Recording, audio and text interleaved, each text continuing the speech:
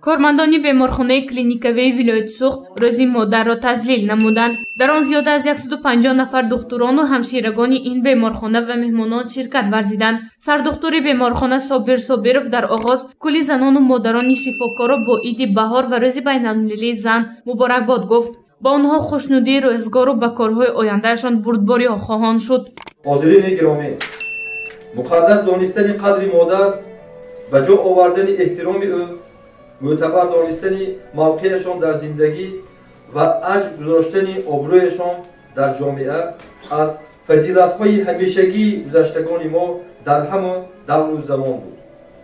مدیر شعبه جراحی بیمارخانه کلینیکوی ولایت سوخت حلیم میرزایف زنان و مادران را تبریک نموده گفته شد که زن ناوابسته از وظیفه و سیاستمداریش زن است. امروز نیروی سازنده زنان و مادران تاجیک در بنیاد جامعه سالم طرف افزون می‌گردد.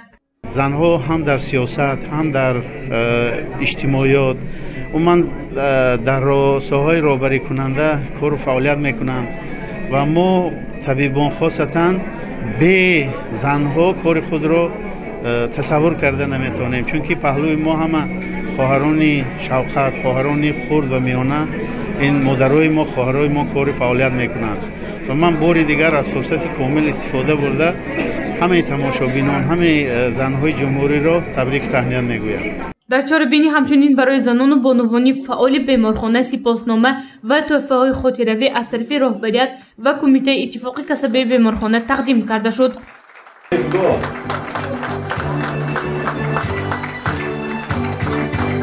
در جمعیت امروز زنان و بانوان موقع بلند دارند. در بیمارخانه کلینیکوی ولایت سوخت 682 نفر زنان و بانوان فعالیت میبرند. برابر کار و فعالیت در تربیت درستی شاگردان خود را در روحیه وطن دوستی و مهنت پرستی تعلیم میدهند. گزارش گنجینه عالمova و نوریدین حکیمov برای برنامه اطلاعاتی خبر.